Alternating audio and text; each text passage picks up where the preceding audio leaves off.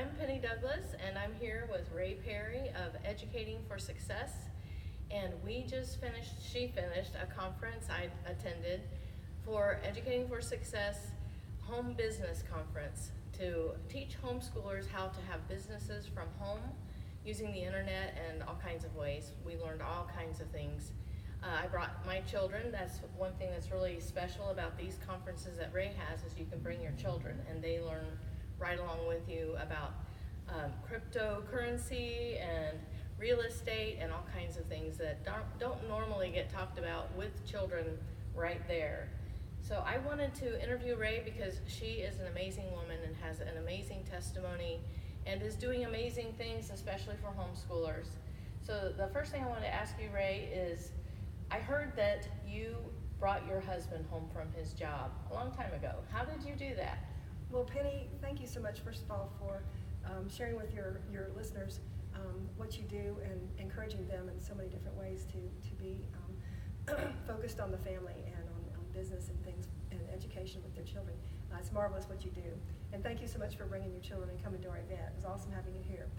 So that's a great question. How do we bring our dad home? Well, we started homeschooling in 1987 and homeschooled for quite a while, lived in town, or became vendors of curriculum because we loved living books and sharing those with other people. So we were vendors for several years. And we just started getting into the homeschool life and just going too fast, just going to too many mom's days and too many field trips and too many projects, just too many things outside of the home. And I started having a lot more children during that time. We started off with 3 and then we ended up with 7 during all that time. So I was pregnant quite a bit and sick. And so we just at one point just decided that we wanted to just leave society and go live on a farm somewhere in the middle of nowhere and focus on raising our children. So we did. So we swapped our house in town on 2 acres for a 4,000 square foot house on 44 acres in Tennessee because we changed geographic areas. And we loved living on the farm. We started just doing whatever the boys wanted to do and the girls, and just had a really good time. But our daddy still had a job and was, was driving an hour a day to his job, plus working, 8, 10, 12 hours a day sometimes, 6 days a week often, and so he was never there. So we ended up having a lot of goats. We bought, I think 150 goats at one time. We had pigs and dogs and horses and cows and all the things that you Sounds have. Great to me. Lots of chickens. My one son loves chickens, created his own breed of chickens. So we had a lot of things going on, marvelous life, but my husband was not part of it. So my oldest son was 14 when we moved to the farm, and he said, Daddy needs to be here. And so we all talked about it, and we said, okay, how is Daddy going to leave his job and be able to come home and be with us and do something different? And I looked at his life and I said, he doesn't have the bandwidth. When he comes home, he just crashes and lays on the bed and watches Andy Griffith. And he can't do anything else. There's no way he could have a side job or start a business. So my oldest son and I said, okay, if anything's gonna happen, we're gonna have to do it. But also, of course, millennials are very technological. They're very good, very good with computers and all, but my husband was not. Even though he was amazingly smart, he was just not computer literate. And so we thought, well, we knew that you could turn your computer into an ATM. We had to figure out how, which we eventually did. But we wanted to build a business that we could hand off to him. Excuse me. It's been a long weekend. We've been talking a lot. She's been speaking a lot. Yes. So we said, we're going to have to find something that's going to be suitable for him to take over. Well, he was a carpenter, a finished carpenter, excellent at what he did. So we said, well, real estate's the natural thing to go into. So we started studying the stock market, eBay, selling on the internet, construction, real estate of all types. We spent a lot of money getting a lot of education on real estate. Some we used, some we didn't. And then he helped my children build some houses too along the way. After he came home, he did. But what happened was my son learned how to sell a lot of things on eBay. Oh boy, he sold just a lot of things on eBay. So we bought a few houses, and we had one that we just couldn't get rid of. And so we were trying to figure out how to get rid of it, and couldn't rent it, couldn't sell it for different reasons. And so we were sitting at a computer one day, And we were looking at the picture and thinking, okay, where can we sell this house? Because we tried everything locally.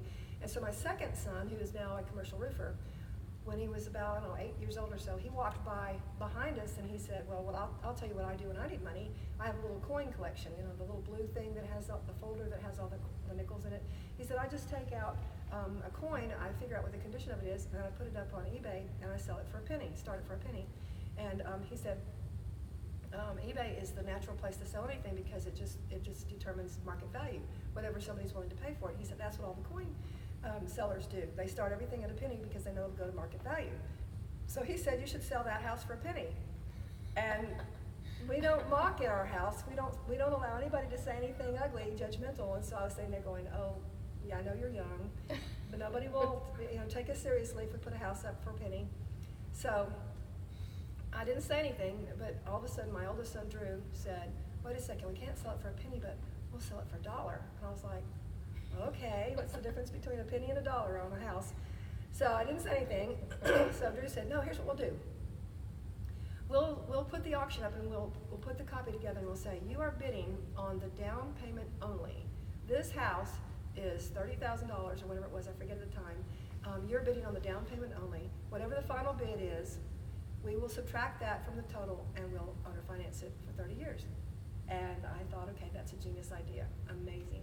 So we put it up there and then we sold the house in 30 seconds. Somebody found it, bang, they bid on it, and oh my goodness. So all we had to do was subtract $1 because we started at bidding at $1. Subtract $1 from the 30,000 and owner finance the rest. Well, the final bid was somewhere around $6,000.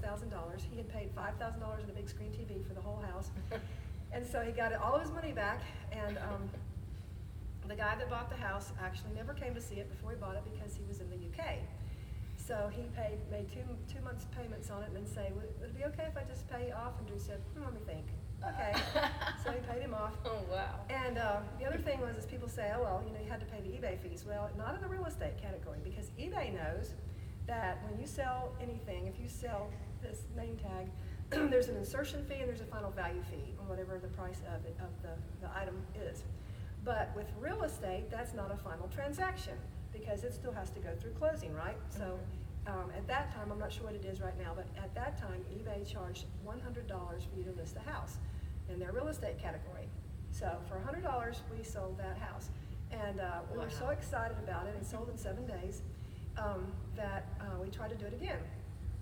And so we actually, the second time, we put up 12 houses that we had in one project, and they went through 3 auction cycles.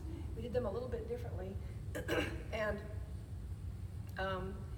a guy named Ed called after the 3rd auction cycle and said, so the houses didn't sell after 3 auction cycles. What's wrong with the property? And I said, no, nothing's wrong with it. You should come out here and look at it. And he said, well, that's a long way to go from California to Alabama where the houses are. And I said, well, you should come out here and look at them anyway. And he said, well, where would I stay? I said, we'll find you a place to stay. And he said, I can cook. I said, okay, you can stay with us. So there you go. Ed came out there, looked at the houses, and eventually gave us a significant down payment, purchased the property, moved from California to Alabama. Wow. And we gave him that possession of that property, which that was 2005. He's still there. He still loves us. He goes everywhere with us, funerals, birthdays, vacations, everything. Oh, wow, you gained a family member. Right, so when people tell you in a loser, if somebody tells you that, that's crazy because business is win-win. I would hate to think that. Yeah, they say if you don't know who it is, it's you. No, that's completely crazy. Wow. So anyway. That's so cynical. Right, it is. And so when Drew he bought and sold 70 houses when he was 16, 17, 18 years old. And so what are we at? It says can't record audio. Another app is using the mic. It just said that now. Whoops. I can't imagine. Let me pause the recording. Don't worry, we'll be able to just cut the